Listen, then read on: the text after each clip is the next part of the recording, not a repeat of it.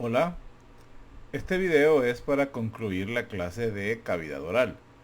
En la primera parte, pues hablamos sobre la descripción de la cavidad oral como tal, la subdivisión, cómo se subdivide la cavidad oral, hablamos sobre el vestíbulo, hablamos sobre la cavidad oral propiamente dicha, hablamos sobre los componentes que encontramos en ambas estructuras, cómo están las delimitaciones de techo, piso, paredes laterales, anteriores y posteriores. Hablamos sobre la lengua, la subdivisión de la lengua, la irrigación, así como también la inervación y parte del drenaje, pues, de la lengua. Hablamos un poco, pues, sobre el paladar duro. Hablamos sobre la estructura ósea, cómo estaba conformada, y también la estructura muscular, como que posterior al paladar blando, que es perdón, al paladar duro, que es el paladar blando. Hablamos sobre los 5 músculos propios y bueno, nos quedamos con la última parte, que es la que tiene que ver con las estructuras dentarias y también con las glándulas salivales, así como una descripción sobre la estructura externa, que tal vez hubiera sido la primera parte de esta clase, pero en la estructura de la clase pues así está, y también pues yo no la modifiqué, la vamos a modificar para el próximo año, que es donde hablamos sobre un poco sobre los labios y las glándulas salivales también. ¿Y qué más? Bueno, ya lo vamos a ver cómo es lo que la información que todavía nos hace falta compartir. Son aproximadamente 19 y 18 diapositivas, que ya son las últimas. Y con esto tendríamos concluido pues las clases de cavidad oral y a la vez las clases listas para el primer parcial teórico de este primer cómputo. Así que pues comenzamos con la primera diapositiva de esta segunda parte o parte final pues de la clase de anatomía de la cavidad oral.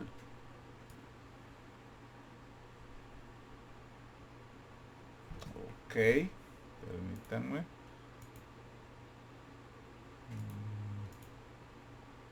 Aquí está. Entonces pues vamos a hablar porque los dientes son una estructura, este, es un órgano anatómico duro. Ellos pues están, como podemos verlo aquí, permítanme, voy a hacer mi diapositiva. Ok, sí. Como podemos ver, pues los dientes tienen enclavados en los alvéolos, que son los agujeros tanto de la mandíbula como del maxilar.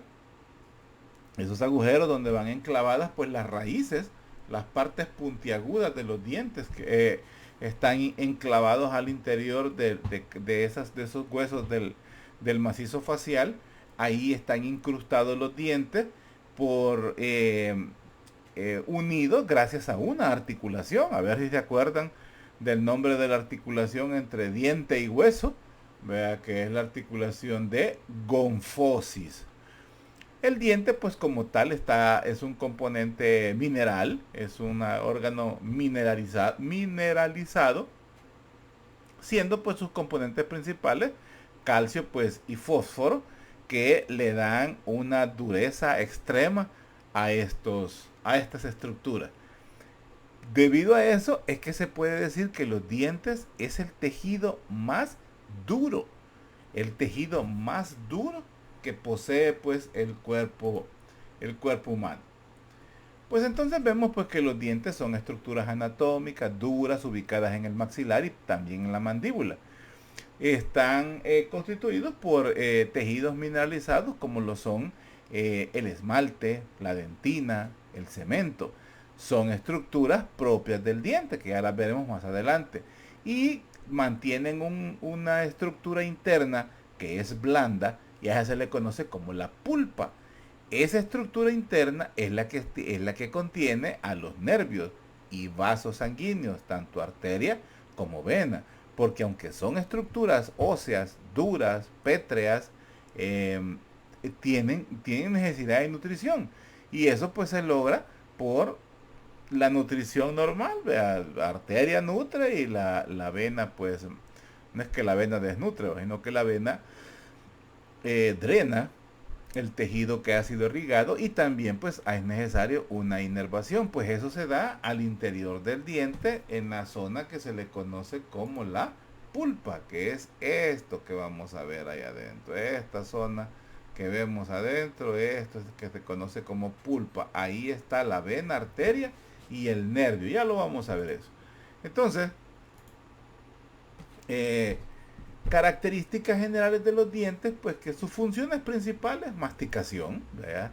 Lógicamente la trituración de los alimentos para facilitar la digestión, también en la fonética, ¿verdad? Porque ayudan a modificar los sonidos, a darle forma a los sonidos y por ende al habla.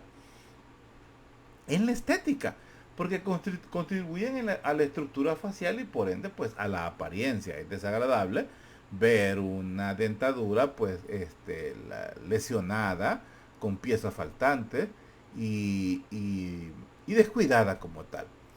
La dentición, o sea, la aparición de los dientes, pues es algo que inicia aproximadamente los 4 o 6 meses. Comienzan a aparecer los primeros dientes y se llaman dientes deciduos, o también se le conocen como dientes caduceos, pero también el nombre más común es dientes de leche. Aproximadamente son 20 dientes en total, que estos pues van a erupcionar, porque así se le llama esto, como que si fuera el volcán. Erupcionan porque rompen la tabla de los, ya sea del maxilar o del mandibular, para poder emerger el diente, aproximadamente, como les decía, 4 o 6 meses de edad. Y estos allí aproximadamente los 6 años hasta los 12 años comienzan a desprenderse o comienzan a caerse estos dientes, o comúnmente decimos mudar los dientes. Pues estos dientes se conocen como dientes de leche, dientes caduceos o dientes deciduos. Caduceos o deciduos son los nombres más idóneos o más correctos para poderles llamar, porque el diente de leche es más un término popular. Y luego tenemos pues la dentición permanente, que la dentición permanente son un total pues de 32 dientes. 16 en el área maxilar y 16 en el área mandibular. En estos 32 dientes se contabilizan también a las muelas del juicio. Las muelas del juicio, que son estructuras óseas que aparecen en la adolescencia, pueda o no, algunas se desarrollan, pero no erupcionan, o sea, se quedan guardadas al interior de los maxilares o mandíbula, y algo otro pues sí hacen erupción, y muchas veces estas piezas dentarias son extraídas porque tienden a alterar la dentición preformada, o sea, puede dañar la dentición normal que el paciente ya tiene, porque les decía que pueden irse haciendo presente en la adolescencia cuando ya está desarrollada las arcadas dentarias del paciente. Algunos pacientes pues optan por extraer las muelas del juicio, que dicho sea de paso pues son bastante dolorosas. Pues bueno, sigamos.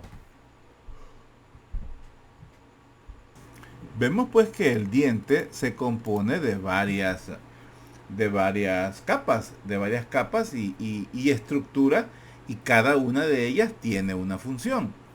Antes de todo, pues es importante conocer que estas estructuras o estas zonas que describimos en el diente se ubican en 3 zonas principales que nos dan una definición o una delimitación geográfica de la estructura dental, como lo son la corona, que la corona es la zona visible en la boca, por decir así, o sea, lo que está de la encía para afuera, en buen salvadoreño, lo que es visible de la encía hacia afuera. La zona de la encía, es decir, la zona de la transición entre la zona visible y la zona que no se ve, a esa se le conoce como el cuello. Prácticamente es la zona que está incrustada en el alvéolo, en la fosa alveolar. Y luego tenemos la parte incrustada directamente en el hueso, ya sea mandíbula o maxilar, y esa se le conoce como la raíz. Entonces, estas tres zonas es importante para saber qué otras estructuras se ubican en la corona, cuáles en el cuello y cuáles en la raíz. Pues hablemos primero del esmalte. El esmalte, pues como vemos, es la capa más externa y dura. Ojo, es la capa más externa y dura del diente. Prácticamente cubre toda la corona. El esmalte cubre toda la corona. Como podemos ver, todo esto blancuzco, eso es el esmalte. Entonces, es la sustancia más mineralizada del cuerpo y por ende es la que protege al diente de la caries y el desgaste. El esmalte, cuando se gasta o cuando se daña, es que comenzamos a tener pues problemas de caries. Luego vemos la dentina. La dentina, como podemos ver, sí, la dentina, como podemos ver, es esta que está acá, se encuentra por debajo del esmalte. La dentina viene a ser otra estructura dura, que es lo que podría ser, bueno, es prácticamente el cemento del diente, es decir, una parte también importante porque es de la protección ya propiamente de la pulpa, que es la parte blanda, y también es la de refuerzo para el diente al interior, pasando por, como podemos ver, el esmalte. Entonces, la dentina pues es una capa porosa, es una capa muy sensible que constituye prácticamente la parte más grande, es la parte más grande, como podemos ver, del diente. Además, la dentina contiene túbulos o tiene un alma tubular, podemos decirlo, presenta túbulos, presenta cavernas, que ahí es donde encontramos las estructuras propias de la médula. Y ahí es donde está también pues lo referente a la sensibilidad. Veamos entonces el cemento. El cemento, que lo vemos en esta estructura de acá, es prácticamente la parte superficial. Es también un tejido duro que encontramos acá. El cemento es un tejido duro que este ya recubre por completo a la raíz del diente. La función principal del cemento pues es anclar. Es prácticamente el que une, el que mantiene fijo al diente, porque ya vamos a ver que hay otra estructura que es la que mantiene fija al diente, como lo es el ligamento periodontal, que aquí aparece como membrana periodontal. Aprovecho a corregir, aquí lo vamos a manejar como ligamento periodontal. Aquí dice membrana, aquí le vamos a poner ligamento periodontal. Pero volvamos al cemento. Entonces, la función principal de él es anclar el diente al hueso de la mandíbula o maxilar mediante el ligamento periodontal. Entonces, pregunta de examen: ¿quiénes mantienen fijos al diente? El cemento del diente y el ligamento periodontal. ¿Ok? Luego pasamos a la pulpa. Y la pulpa es lo que está al interior de la dentina. La pulpa pues es el centro blando del diente. Esa es la pulpa, el centro blando del diente. ¿Qué contiene? Contiene los nervios, contiene los vasos, también contiene tejido conectivo al interior. La dentina como tal es la pulpa o la zona de la pulpa es quien proporciona los nutrientes tanto a la dentina y también pues, bueno, a todas las estructuras aledañas. Y también es la zona donde se percibe el dolor. Además, ¿cómo se llaman? ¿Ves?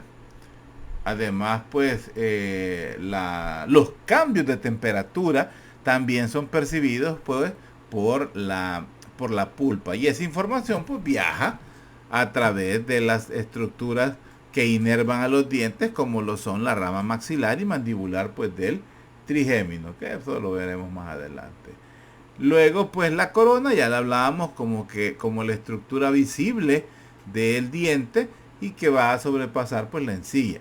La raíz también la describimos pues como la parte del diente que está incrustada, está metida, está adosada, ¿verdad? En la mandíbula y puede, cada diente puede tener una, dos, tres o hasta cuatro raíces según sea el tipo de diente, o sea, si es un incisivo, un canino, un premolar o un molar. Luego hablamos del ligamento periodontal.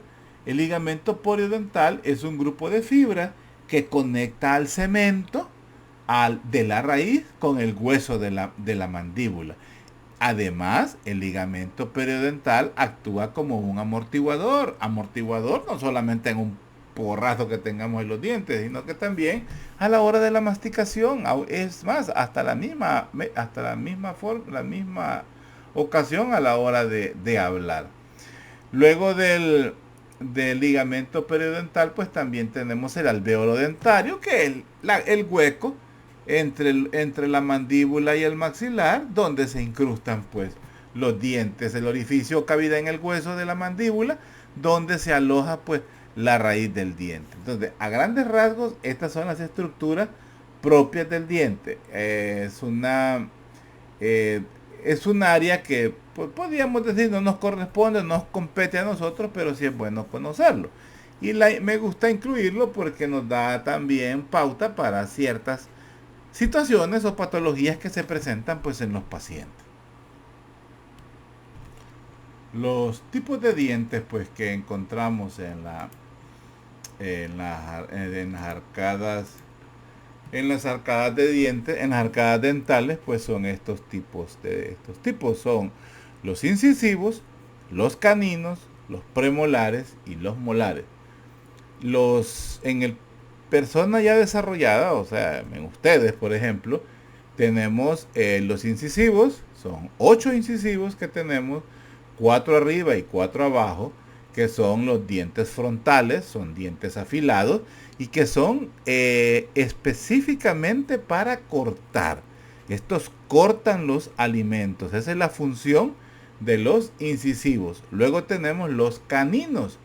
Los caninos pues son un total de 4, 2 arriba y 2 abajo.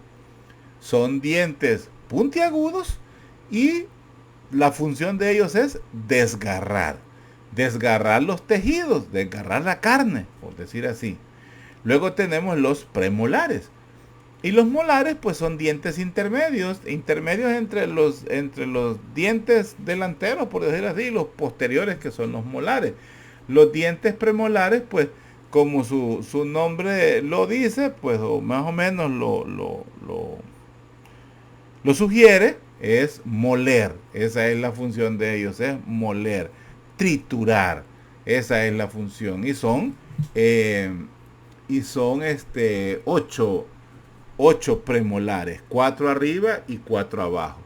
Y luego tenemos pues los molares, o también pues conocidos como, bueno, no, los molares son los dientes posteriores, son los dientes grandes y que son prácticamente para la trituración final. En total pues se dice que son 12, 6 arriba y 6 abajo.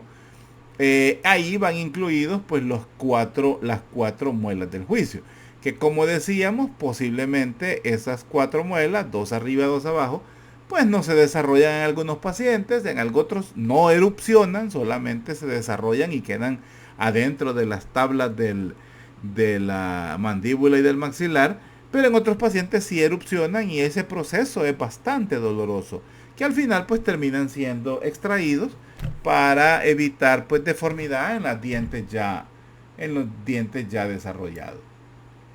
Entonces, cuando alcanzan la adolescencia, pues todos ya tienen completa la cantidad pues de dientes que serán sus dientes permanentes.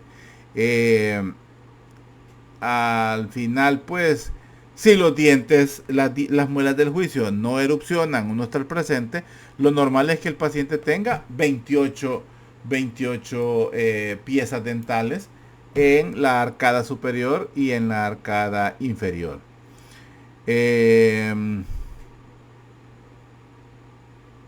Bueno, prácticamente, cuando no se desarrollan Eh, Esas muelas se le tiene es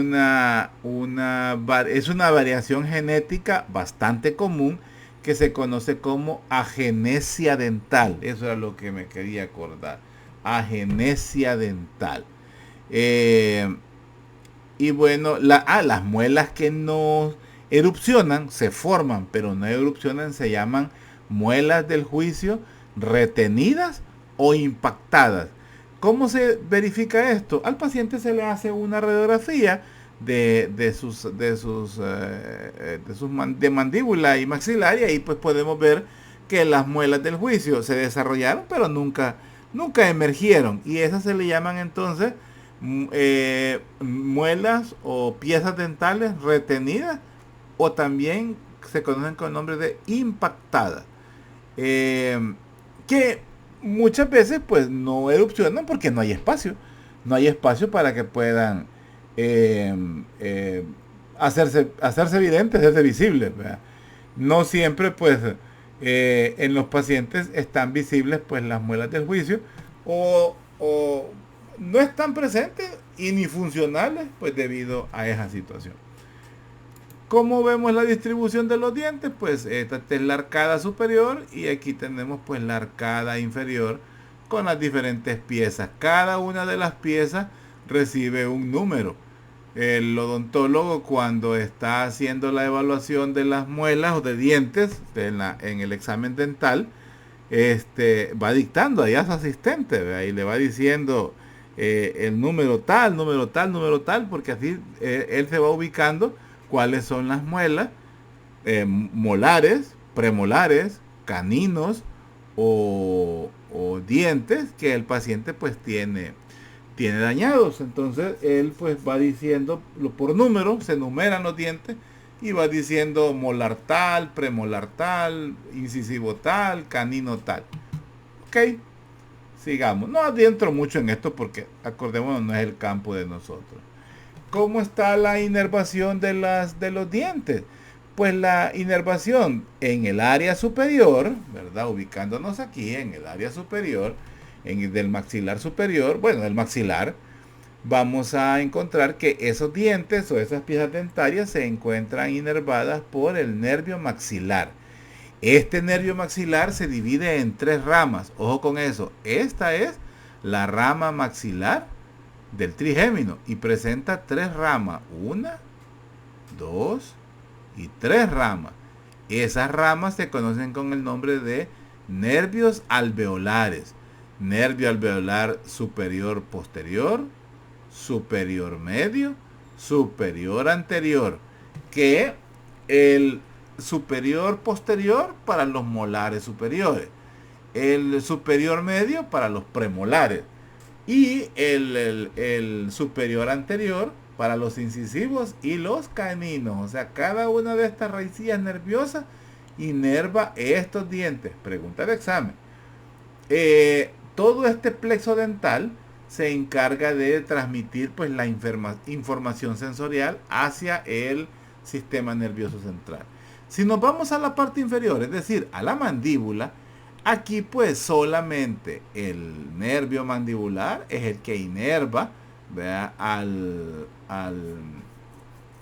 los dientes de la arcada inferior. Esa rama atraviesa pues el conducto mandibular para poder dar sus ramas y poder inervar pues la raíz de los dientes. El nervio pues que se encarga de eso pues es el nervio mandibular, y la rama que se encarga de todo eso son nervios alveolares inferiores, que son pues este nervio que entra en la mandíbula, recorre por su interior, dando las ramificaciones para todos los dientes. Es el nervio alveolar inferior, el cual pues se encarga de inervar pues todos los dientes inferiores, desde los caninos hasta los molares. Ahora, es importante reconocer esta estructura que conocemos, que ya hablamos en diapositivas anteriores, como el ganglio de Gasser o el ganglio del trigémino. el cual pues podemos ver que está en esa zona cerca de la porción petrosa del hueso temporal, y esa zona tiene un nombre, se llama la fosa de Gasser, así se llama también, la fosa de Gasser, la cual pues está prácticamente en el peñasco del hueso temporal, en la zona de la porción petrosa del temporal. La importancia pues que las tres ramas principales del nervio trigémino, que son los que inervan la cara, y aquí en este caso pues inervan las arcadas dentarias, se originan pues de ese ganglio de Gasser, y las neuronas van a recibir pues señales de dolor, temperatura, presión, tanto de los dientes, de la cara también, y todos estos cuerpos celulares pues se están ubicados dentro de este ganglio. Por lo tanto, pues el ganglio de Gasser es el punto de relevo donde la información sensorial de todos los dientes es recopilada, o sea, ahí llega y,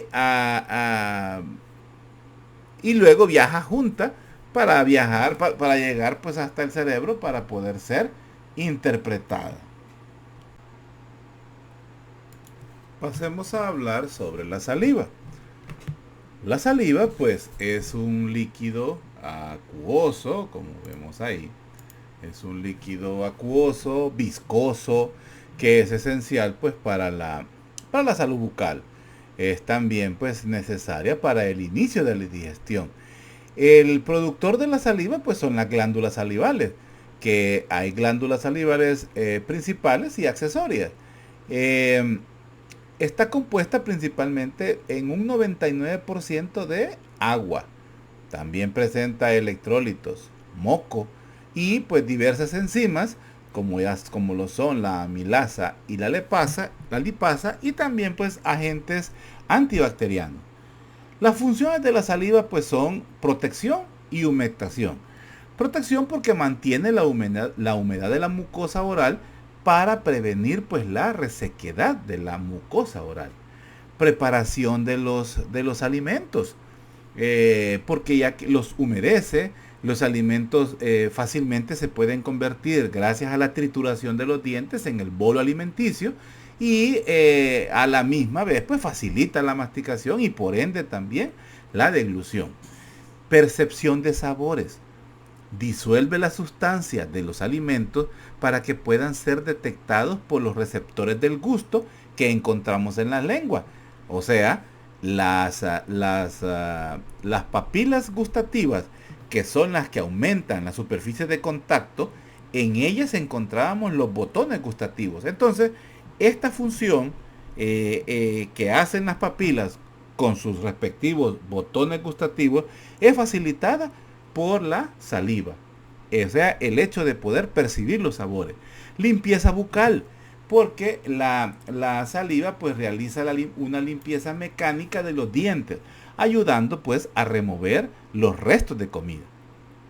Y la acción digestiva, porque inicia la digestión de carbohidratos y también de grasas, debido a las enzimas presentes, como ya vimos, la amilasa y la lipasa, presentes pues en la saliva. Los componentes claves que encontramos en la saliva pues son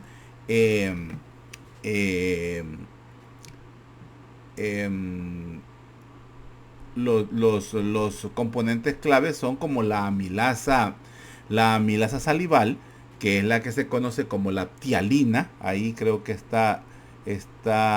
no, así se escribe, tialina, que es la enzima principal para la digestión de los carbohidratos. También, ya que esta inicia la descomposición de los almidones en azúcares, para hacerlos pues más simples, como lo es la maltosa, fácil pues de absorber. Claro, la absorción no se hace ahí, la absorción la vamos a ver pues ya a nivel intestinal, pero la digestión de los carbohidratos inicia en la boca gracias a la tialina, enzima presente en la saliva. La lipasa lingual. La lipasa lingual pues comienza la digestión de las grasas, aunque la acción es bastante limitada a nivel de la boca, pero esta acción de la digestión de la grasa se vuelve más activa en el estómago, pero también inicia en la boca.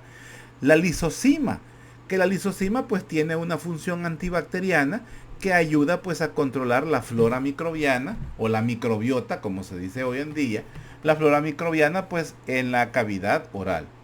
Y por último pues la calicreína, que actúa pues en la regulación del flujo sanguíneo en las glándulas salivales. Entonces, componentes claves que encontramos en la saliva.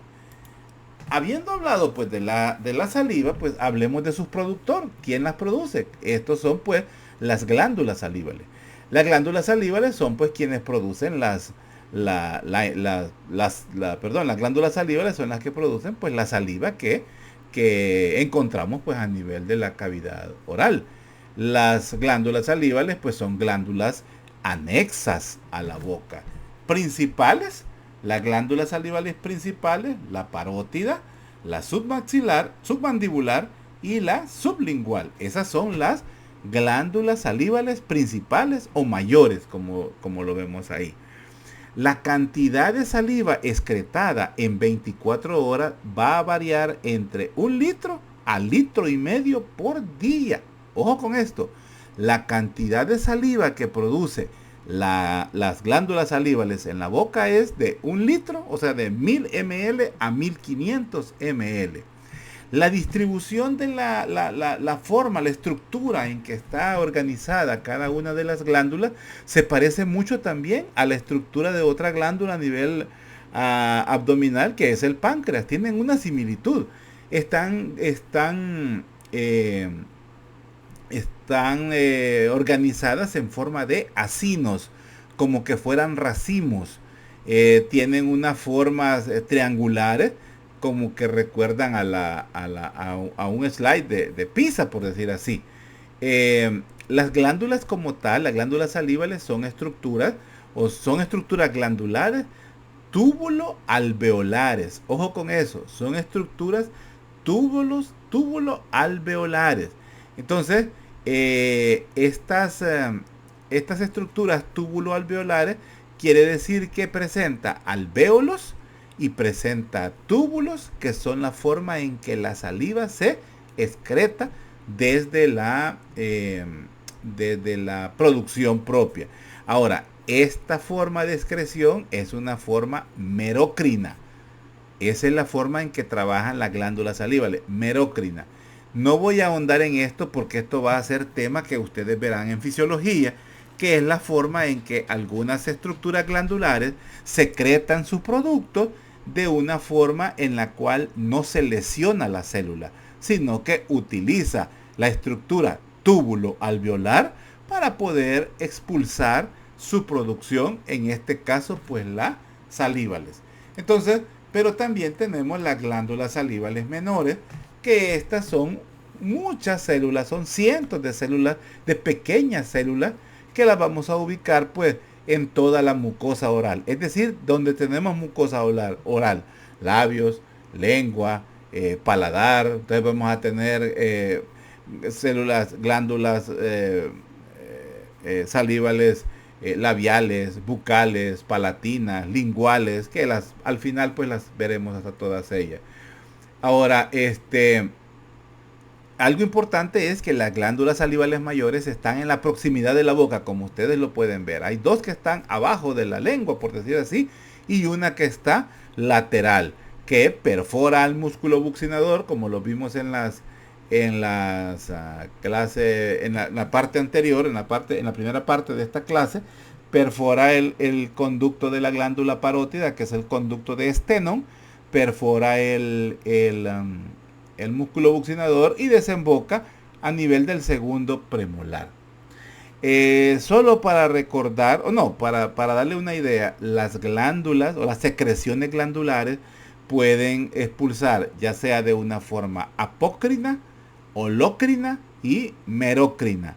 Como les decía, no voy a ahondar mucho en eso porque eso no es parte de esta clase. Pero sí es bueno saber que la forma en que las glándulas expulsan su saliva es gracias a una secreción merocrina.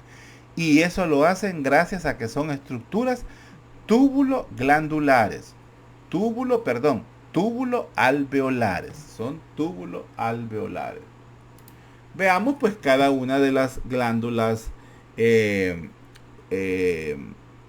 glándulas salivales. Veamos la primera, la más grande, la parótida. Es la glándula salival más grande, tiene un peso de 25 gramos, tiene una forma de prisma triangular, presenta 3 caras y 3 bordes. Se encuentra ubicada en la celda parotidia.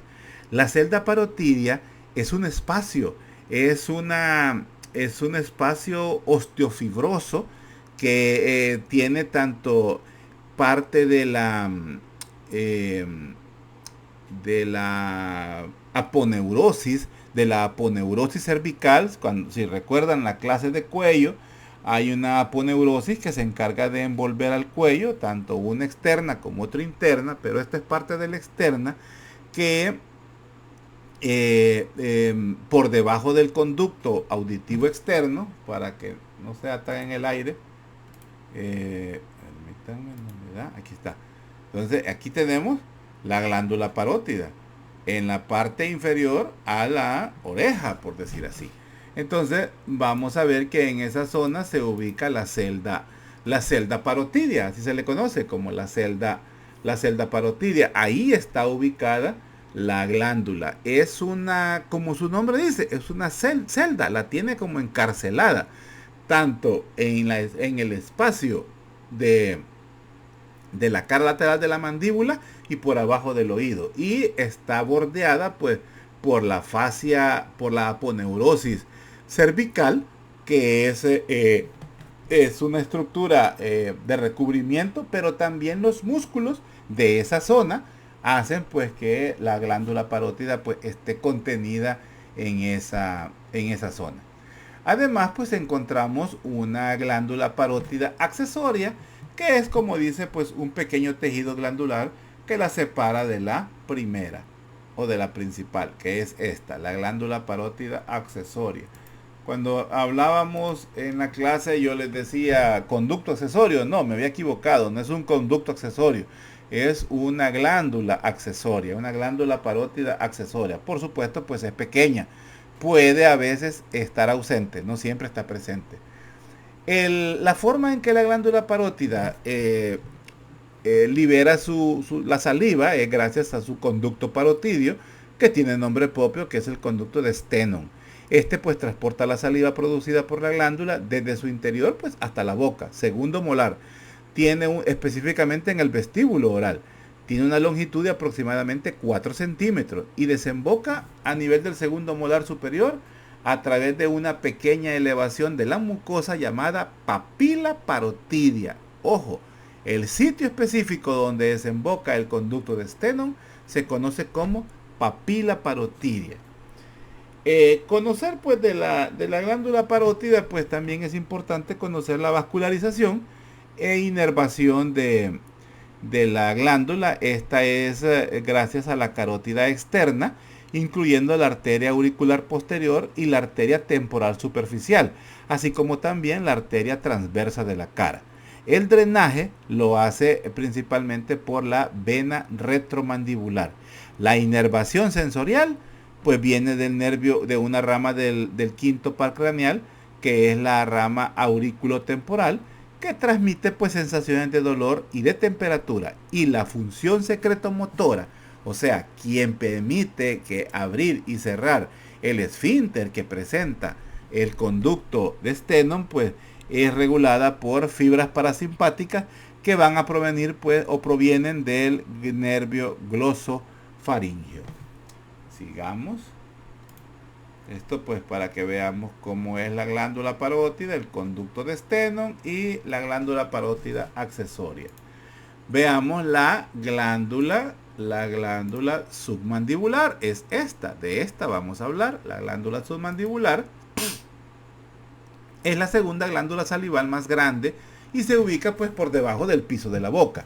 Se sitúa en la región suprayoidea, o sea, por arriba del yoide, dentro de un espacio conocido como la celda submandibular. Ojo, allá era la celda parotidia, aquí es otra celda, la celda submandibular. y está pues por debajo de la mandíbula. Esta es una celda osteomúsculo-facial. Ojo, osteomúsculo-facial. Y aquella era facial principalmente, una aponeurosis. Y adopta pues la forma de la celda. Ojo, eso no lo había dicho. La celda, volvamos a la celda parotidia. Quien le da la forma a la glándula es la celda parotidia.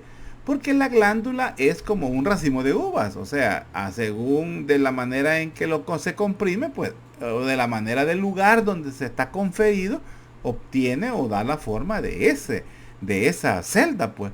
Lo mismo pasa aquí. El conducto de secreción de esta glándula, pues es el conducto de Wharton. Es el conducto excretor principal de la glándula. Transporta la saliva hacia la cavidad oral. ¿Cuánto mide? Entre 4 y 5 centímetros. Casi la misma longitud que tiene el conducto de Wharton. Y tiene un grosor pues de 3 a 4 milímetros. El aspecto de él es blanquecino. El drenaje lo hace en el piso de la boca. Este conducto se dirige desde la glándula hacia el suelo de la boca. Va acompañando al nervio, a la arteria y a la vena lingual. Ojo, la vena lingual es y la arteria lingual son los que inervan a la lengua.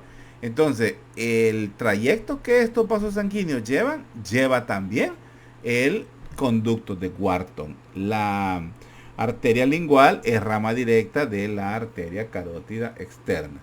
Entonces, todo esto lo hacen por encima del músculo miloyoideo. Ojo, por encima del músculo miloyoideo. La zona específica donde desemboca el conducto de Wharton se conoce como la carúncula. Es la carúncula sublingual. Eso pues está prácticamente en la base del frenillo lingual, donde prácticamente se abre una zona que se llama ostión umbilical. También se le conoce como bordeo, pero le vamos a decir ostión umbilical. La carúncula sublingual es la zona ubicada en la mucosa sublingual, pero donde se abre en la cavidad bucal, donde se abre el conducto, se conoce como ostión umbilical. Les muestro cómo se ve la carúncula. Permítanme, aquí la tenemos. Es esta zona de acá, la carúncula. El conducto de la submaxilar atraviesa la glándula sublingual, pasa por en medio y desemboca en la carúncula, en esta zona elevada que tenemos abajo. Esta es la cara ventral de la lengua. Entonces, en esta zona, aquí tenemos la carúncula sublingual, pero donde se abre, es decir, el agujerito propiamente, se conoce como el ostium umbilical. ¿Ok? La inervación, pues, bueno, aquí estoy en la sublingual, me falta, estábamos en la submandibular, aquí estamos. La vascularización es irrigada principalmente por la arteria facial y en menor medida por las arterias submentoniana y palatina ascendente. La inervación es una inervación motora parasimpática que viene dada por el nervio facial. Específicamente involucrado el nervio cuerda, la rama cuerda del tímpano, rama del facial, primera rama del facial que se libera en el oído medio, oído interno. Y se une pues esta nervio cuerda del tímpano al nervio lingual. La inervación simpática pues proviene del plexo carotidio externo que regula el flujo sanguíneo de la glándula. Sigamos y veamos la glándula sublingual. Y la glándula sublingual la vemos aquí. La glándula sublingual es esta de la que vamos a hablar. La glándula sublingual, permítanme. La glándula sublingual, pues es la más pequeña de todas las glándulas salivales. Se ubica pues por debajo de la lengua, específicamente en el piso de la boca. Es la glándula de las mayores, pues es la más pequeña, un peso de 3 gramos. Tiene una forma aplanada, solo tiene 2 caras y 2 bordes, aquellas tenían 3. y es una glándula salival mixta porque produce tanto saliva de tipo mucoso y también saliva de tipo seroso. Eh, la, la, una delimitación ósea es la espina mentoniana, es una parte anterior del mentón, en la cara interna del mentón. Ahí se ubica pues la glándula salival sublingual. A diferencia de la parótida y la submaxilar, la glándula sublingual no está encarcelada, no tiene ninguna celda, no está, está prácticamente suspendida sobre un tejido conjuntivo laxo por encima del músculo miloioideo. Los conductos presentan numerosos conductos excretores pequeños, aproximadamente son 20, y se conocen con el nombre de Rivinus. Es el nombre con el que se conoce, el conducto de Rivinus. Hay otra literatura que lo titula con el nombre de Bartholin. Pero para evitar confusión, porque ya cuando vayamos terminando el curso de anatomía 2, vamos a hablar de un conducto de Bartholin, pero son propios de la zona genital de la mujer. Entonces por eso mejor usamos el nombre de conducto de Rivinus. Estos son pues extraglandulares y desembocan a lo largo del pliegue sublingual.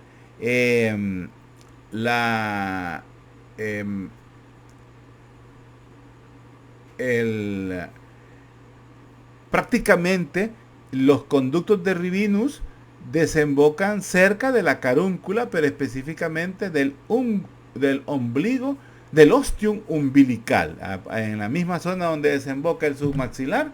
Ahí también desembocan el sublingual. La irrigación, pues, recibe irrigación de ramas de la arteria lingual y de las arterias submentonianas.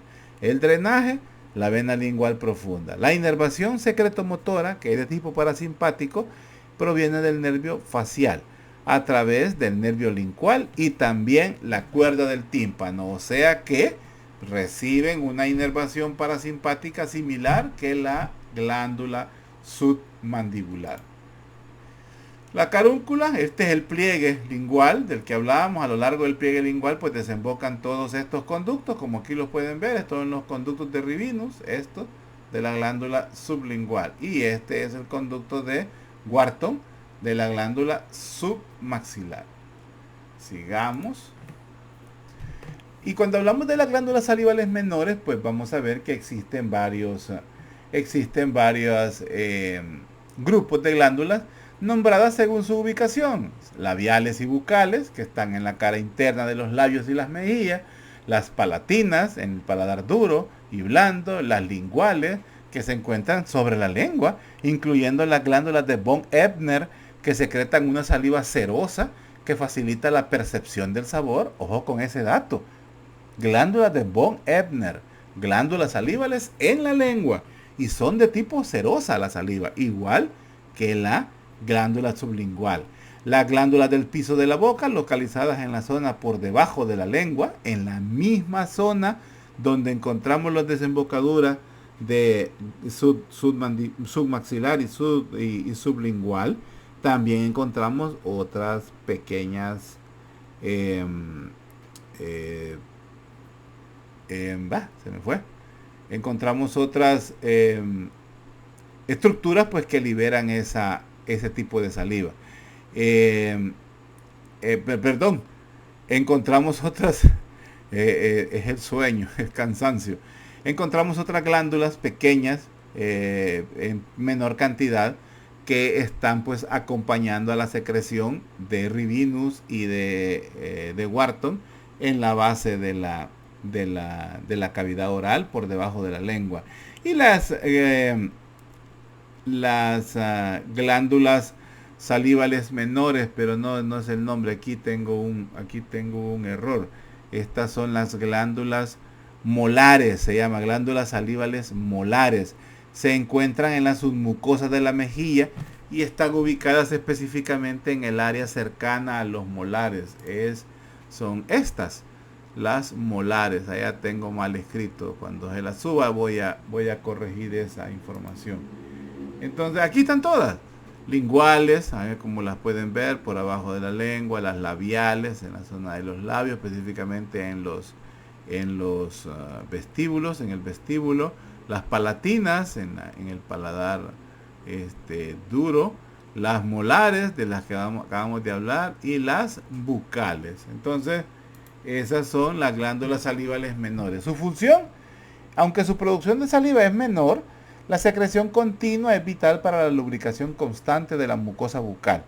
También pues ayuda a la protección de microorganismos y por ende a la limpieza de los dientes.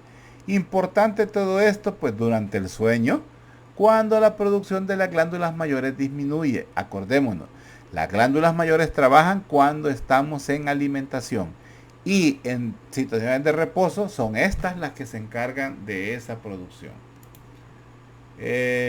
Seguimos. Esta parte era la que al inicio les decía que hubiera sido mejor tener al inicio, pero bueno. La hendidura oral es la abertura que conecta el vestíbulo bucal con el exterior. Esta abertura delimitada por los labios se puede abrir y cerrar, cambiar la forma gracias a los movimientos de los músculos de la expresión facial y por ende de la mandíbula, que estas son movidas por los músculos de la masticación. Composición y estructura pues de los labios están formados principalmente por tejido blando. Internamente pues están cubiertos por mucosa oral, mientras que externamente están cubiertos por piel. Pero en la zona donde la piel de la cara se transforma o cambia su consistencia a mucosa oral, esa zona se conoce como el borde bermellón. Permítanme, creo que aquí lo tenemos.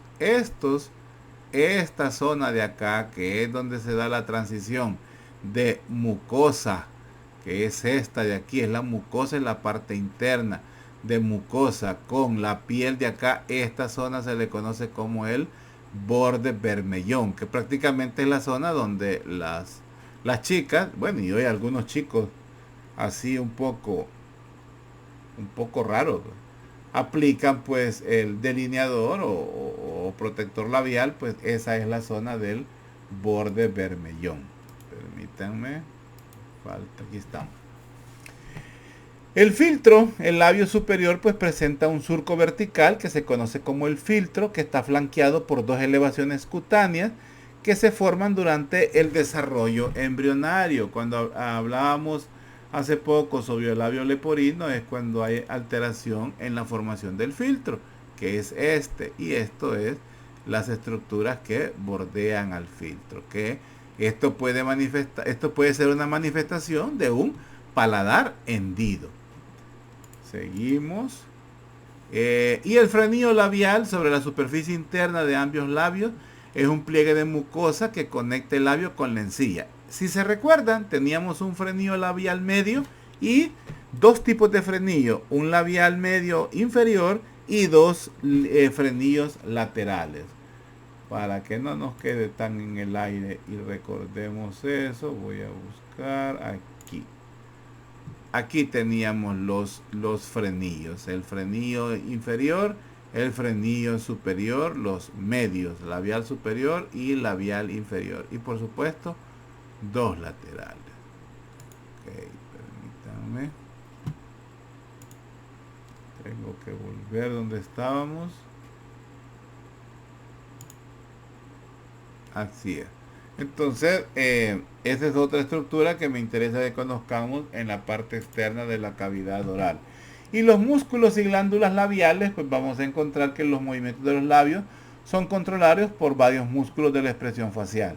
Por ejemplo, el músculo orbicular de la boca, que por supuesto es el músculo más importante, rodea la hendidura oral y funciona como un esfínter, controlando pues el tamaño de la abertura. El músculo orbicular, el músculo orbicular de la boca. Pero además pues hay otros como el músculo buccinador, el elevador del labio superior, el cigomático mayor y menor, el depresor del labio inferior, y que pues se une al orbicular para ajustar el contorno y la boca. Además de los músculos, los labios también contienen tejidos neurovasculares y numerosas glándulas labiales pequeñas. Estas glándulas con forma de racimo se encuentran entre el tejido muscular y la mucosa y secretan saliva directamente en el vestíbulo oral. Aquí están las glándulas salivales labiales. Son estas que vemos acá.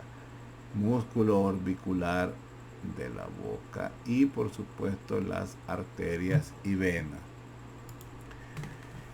En la cavidad oral, pues vamos a ver que la arteria principal, o sea, la irrigación de la cavidad oral es gracias a la carótida externa por ramas principales como la arteria maxilar, la arteria maxilar, la arteria,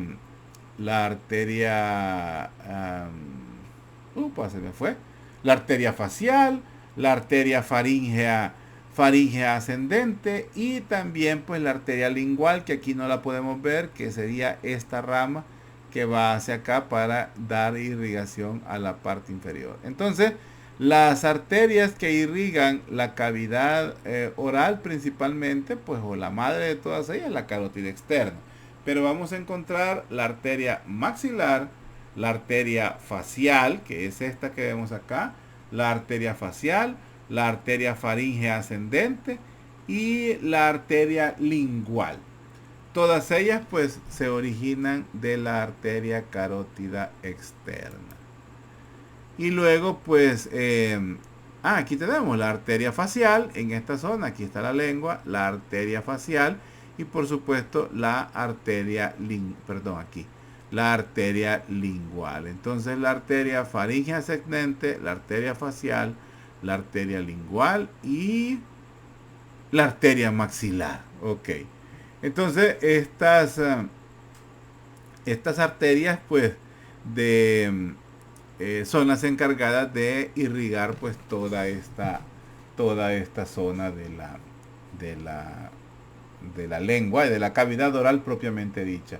Así también pues el patrón venoso que se encarga pues de drenar toda la zona de la cavidad oral, que drenan pues generalmente en el plexo pterigoideo, que aquí lo estamos viendo, el plexo pterigoideo, y son estas ramas como la vena facial, la vena maxilar, que se encargan pues de recoger la sangre que proviene de la zona de la cavidad oral. Además pues también drenan en el plexo faríngeo, o directamente en la vena facial, directamente en la vena facial. Este es el plexo pterigoideo, pero pueden drenar directamente en la vena facial. Y bueno, con eso pues terminamos la clase de cavidad oral. Estamos listos para la evaluación de el primer cómputo. Ya tenemos los temas completos, 4 temas: cavidad orbital y ojo, órbita y ojo,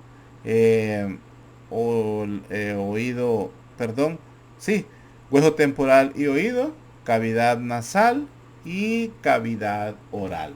Pues bueno, con esto terminamos la clase. Estudien, jóvenes, comiencen a hacer sus resúmenes, lean bastante, apóyense en el libro. No solo me lean las diapositivas solo es una guía para yo poderme ubicar.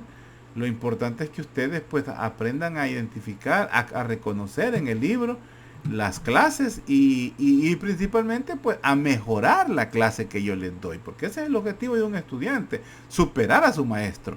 Entonces, en esa lucha pues están ustedes. Yo ya lo hice con mis docentes. Hoy a ustedes les toca pues superar a su docente para tener una información pues de primer nivel. Pues bueno, nos quedamos hasta aquí. Estudien, pasen fin de semana lo que queda pues bien, excelente. Y bueno, así quedamos. Se cuidan, se les aprecia. Hasta la próxima, chicos. Adiós.